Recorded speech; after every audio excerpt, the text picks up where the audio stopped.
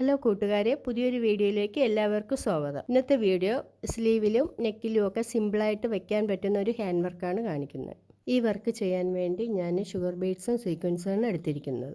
ഇതിൻ്റെ സാരി ഓഫ് വൈറ്റും ഓറഞ്ചും പച്ചയും എല്ലാം കൂടെ ചേർന്നതാണ്. അതുകൊണ്ടാണ് ഞാനിതിൽ ഓറഞ്ചും ഓഫ് വൈറ്റും സീക്വൻസും ഷുഗർ ബീഡ്സും വെച്ച് ചെയ്തിരിക്കുന്നത്.